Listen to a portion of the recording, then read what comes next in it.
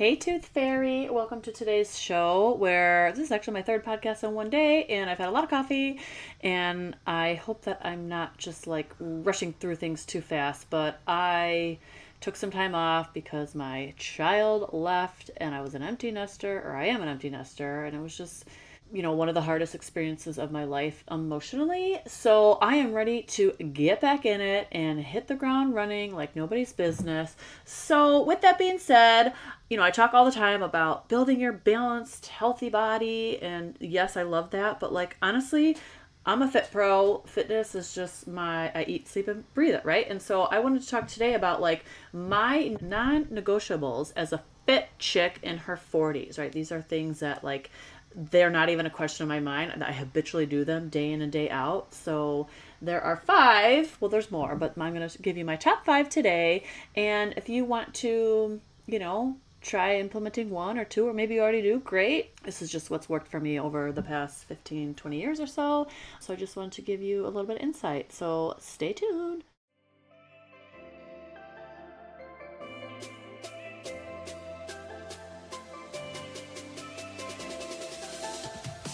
Hey there! Welcome to the Lift for Longevity podcast, where our goal is to build our strongest, healthiest body. We all deserve to feel our best, but since we only get one body, we have to make sure to protect it by moving safely and with purpose to prevent pain, injury, and surgery. I'm your host, Brianne, and I'm a fit pro turned business owner and also a girl mom. I'm obsessed with educating and empowering dental pros on how to take care of their body by training efficiently and building the right muscles to prolong their career. I know you're tired of spending time working out but still dealing with annoying aches and pains, getting rid of your pain temporarily only to have it come right back just a few hours later, or feeling like you never have any energy. You wish there was a long-term solution to get rid of your pain for good.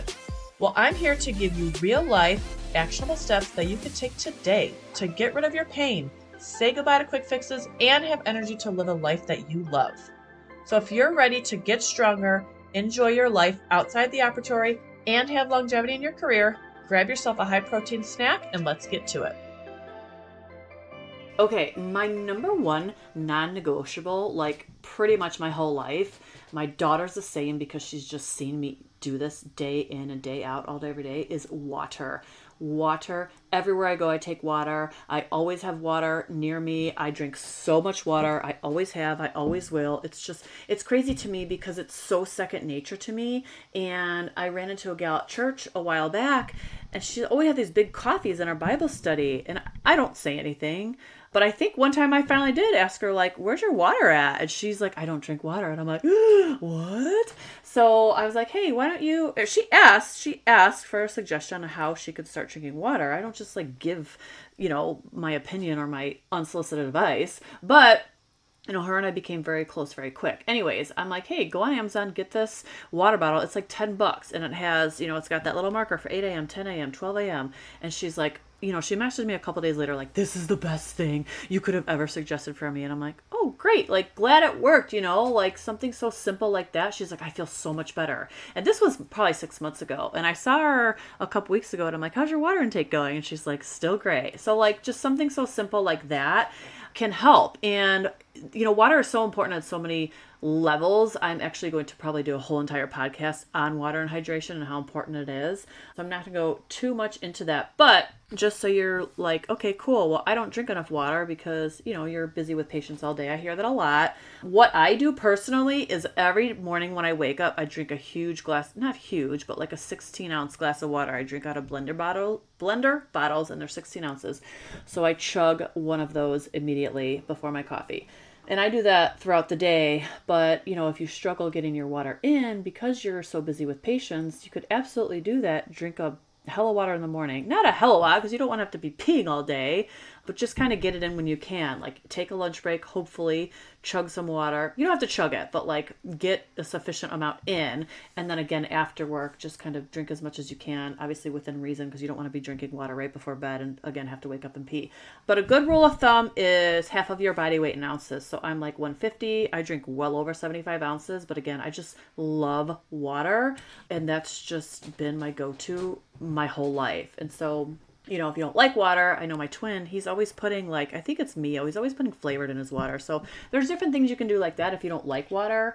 Okay, so enough on that. I'm going to move on to my non-negotiable. Step number 2, no pun intended, is steps. So, you know, I've noticed when I've always been very active, and when I had a corporate job or like 2, every time I had one, both times I put on like 10 pounds, like that. I would snap my fingers, but it's probably going to be loud in your ears because I just was so sedentary. And walking is so underrated just for overall health, mental health, physical health.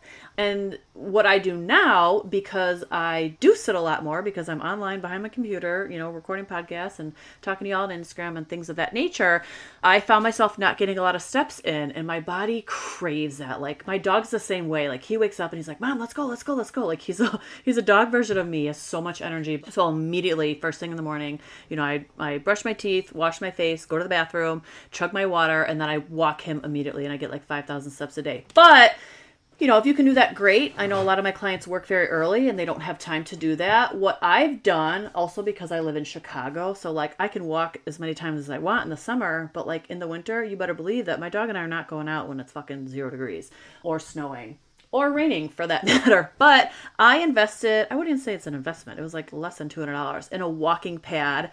And sometimes I walk on it during my sales calls or like any meetings I'm having on Zoom. So that's one way that I get steps in is my walking pad. And then even at night when I'm Netflixing, chilling, like I'm not sitting in, unless I've had a hard workout that day, like a leg day and my legs are cashed, I'll sit. But for the most part, and I don't walk fast. I go at like, you know, 4 speed on my walking pad. That's not fast at all. Just a stroll, if you will. And I walk like sometimes 10,000 steps on there, you know, an hour or 2, whatever, because you're watching TV, like you're not even really paying attention. So that's a really good tool that you can implement if you are only getting, you know, 5,000 steps, or even like some people say 7 is good. I never get less than 10. I like to actually get like 15, but again, that's me. So if you're having trouble getting your steps in, I would buy a walking pad. But you know, the other thing I do too, like I hate elevators. I always take the stairs. I was actually so mad when I was in Tucson last weekend because their elevator only went down. Like I wasn't able to take the stairs up, and I was on 2. So I'm like, this is the dumbest thing I ever heard. My boyfriend got there. I'm like, he builds buildings, right? So I'm like, I just don't understand this. Like I still don't get it. But, or I remember this church that I used to go to, or when I was in Vegas once, they had these huge escalators all the time. And I always took the stairs. Like I do not do escalators. Even at the airport at O'Hare, they have this like moving escalator that it's flat. It's not like elevated. But if I'm on there, I will walk. But I don't even go on there typically. I walk with my suitcase, and I just always, you know, take the stairs. Or if I'm, you know, at the gym, I always park as far away as possible. Well, full disclosure, it's very crowded there, so there's not a lot of spots anyways. But just little things like this that you can do to get steps in. It's non-exercise activity thermogenesis. Like the more NEAT, that's what it's called, NEAT, the more steps, the activity you can get in, the more calories you burn, and you're going to be healthier. So I know that was very long-winded, but basically just get your steps in. Okay, number 3, I have always been a veggie lover. Like since I was a kid, if I go to a party, the veggie tray, you better believe, is the first thing I'm hitting. Like I love veggies, so I'm fortunate in that aspect, but I always eat vegetables. If I go, like my daughter and I used to go to Chick-fil-A because, you know, kids love Chick-fil-A. And I would get like the kale salad on the side. I would never get fries. Typically, I don't ever get fries. I always get a vegetable instead. So that's just like a little calorie swap. Like, you know, if you want to have fries once, fine. But like, it's these little things that you do on a daily basis or a weekly basis that add up, right? If you eat veggies, you know, every time you go out, you're going to be healthier than a person who eats fries every time they go out. It's just a fact. So anyways, and if I do want fries, guess what? I make them at home in the air fryer, right? There's so many things you can do because I love me a potato in any shape or form. Not really chips, but anyways. So just eating your veggies. Every time I go out, if I want a burger, I get a burger and broccoli, right? Like I love broccoli. But anyways, that's another little tip that I live my life by as a fit chick. And so that's my little tip for you. Just eat more veggies. Okay, the 4th is like watching wasted calories. And what prompted me actually to record this whole episode was my post today on Instagram. I am a black coffee drinker, die hard.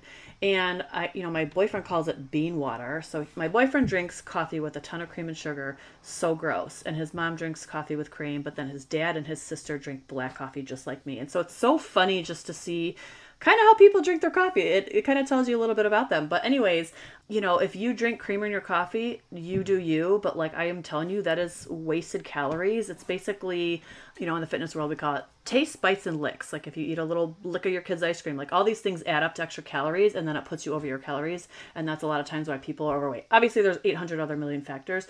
But guess what? This is what I do personally because I like black coffee, and I think I like eating things that are healthy. I think subconsciously I know that it's healthy for me and I enjoy it more.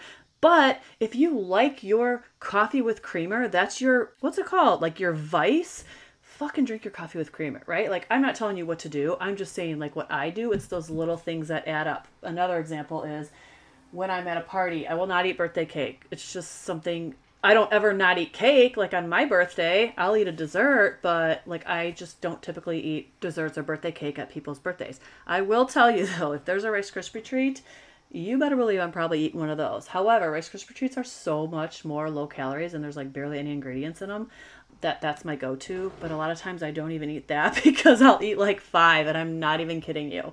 Okay, so that's the other thing is just watch wasted calories because they add up. Again, if you like coffee with cream and sugar, that's like your one thing every day that you look forward to and brings you joy, do it, right? If you love cake, do it. But just be aware that these things over time, they compound and they make a huge difference on your health and fitness and your lifestyle overall. Okay. Last one is protein. And this one, I've done an episode on this before, and you probably hear protein all day, every day if you're on Instagram, TikTok, Facebook, whatever. Like, people are talking about it for a reason, right? I have a shit ton of muscle. I need to eat a lot of protein. I eat at least 120 grams a day, if not 150.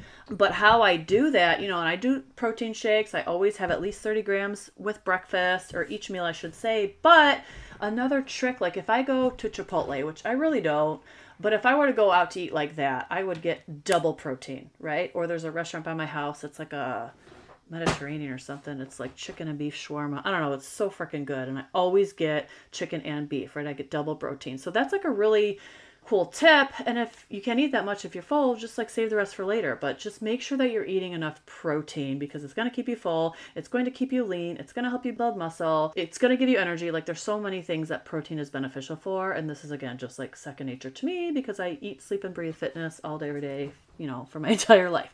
So those are my non-negotiables. There's a couple more, but I don't want to overwhelm you. And I'm watching the time and I'm already going a little bit over time. So let me know what questions you have. I hope this was helpful. If you're doing some of these things, great. More power to you, and I applaud you. If you're struggling with some of these, maybe implement 1 or 2. Don't try and go crazy and do all these at once because you're only going to overwhelm yourself and essentially set yourself up for failure, not success. And that is not my goal. I'm just here to tell you what works for me and a lot of people that I, work with, so on and so forth. So take everything I say with a grain of salt, but these are my non-negotiables. And if you have any questions, as always, my DMs on Instagram are open. Thanks for tuning in. Have a wonderful week. Thank you so much for listening in today. I hope you got a takeaway from this episode. And if you did, would you be so kind to share it with another dental pro you think would benefit from it? I know you love learning, and chances are that they do too. Also, I would love to connect with you on Instagram, so go ahead and head over to the Lift for Longevity podcast page or follow me at Built by Brianne. If you shoot me a message saying hello, I will personally respond because I love chatting with dental pros. Before you go though, I want to let you know that I appreciate you and what you do, and I hope to chat soon. Until next time, stay strong.